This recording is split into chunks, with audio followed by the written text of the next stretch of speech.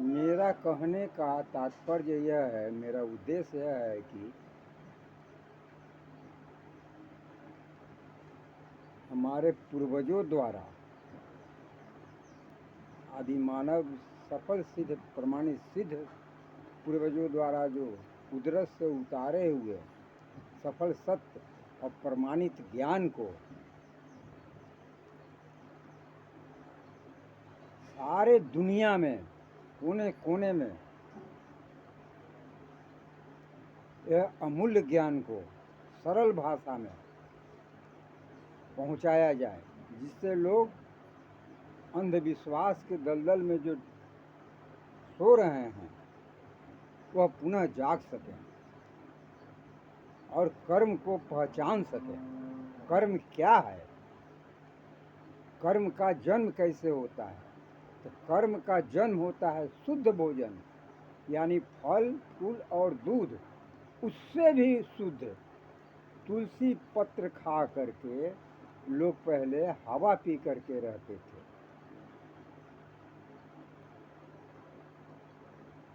क्योंकि चावल दाल गेहूं या जो भी चीज़ है ये मनुष्य का भोजन नहीं है, ये पशुओं का भोजन है। ये खा कर पचा लेते हैं, मगर चावल खाकर जो है मानव नहीं पचा सकता, इसलिए कृत्रिम रूप पका कर करके लोग खाते हैं।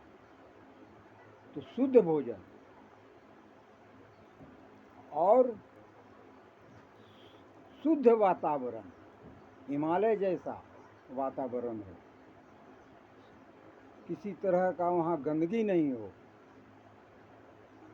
और शुद्ध ज्ञान देने वाला, जहाँ से शुद्ध ज्ञान जैसे सफल सिद्ध प्रमाणित सिद्ध वेद का जो ज्ञान है अर्जित किया है हमारे पूर्वजों ने, उस तरह का ज्ञान प्राप्ति से वहाँ कर्म जन्म लेता है। ठीक उसी प्रकार अशुद्ध भोजन जैसे मीट मांस मदिरा ग्रस्त भोजन और अशुद्ध वातावरण,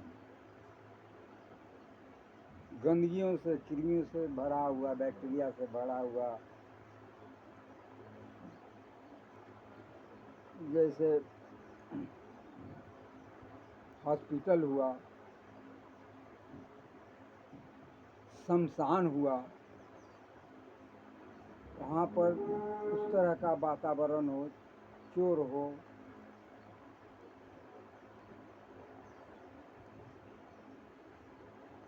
बेईमान हो, कसाई हो, चाहे जो भी हो, इस वातावरण से जो है गंदगी कुकर्म जन्म लेता है। और ज्ञान भी उसी तरह का हो, बेईमानी करना, चोरी करना, मारा काटी करना, छीनना, लड़ाई झगड़ा, ये सबसे कुकर्म जन्म लेता है।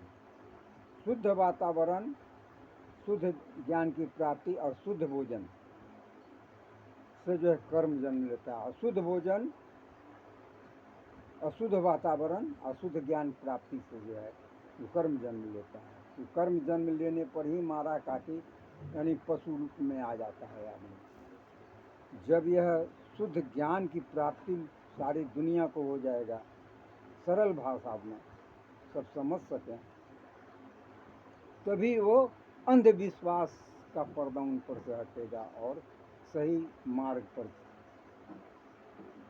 और सही कार्य करना शुरू कर देंगे। क्योंकि न भक्त बड़ा होता है न भगवान बड़ा होता है, ये कर्म भूमि है, कर्म बड़ा होता है। कर्म को पहचानेगा और सही रास्ते पर जाएगा, तभी शांति आएगी। क्योंकि यह शरीर को अगर एसिड में डाला जाए तो गैस बन के उड़ जाएगा, किसी और पदार्थ को डाला जाए तो गैस बन के उड़ जाएगा। यानी सारा दुनिया जो है गैसीय पिंड है, यानी विद्युतमय। ऐसे भी 5 तत्व से शरीर बना है, छित जल पावक गगन समीरानी, हवा, पानी, अग्नि, मिट्टी और प्राणवायु।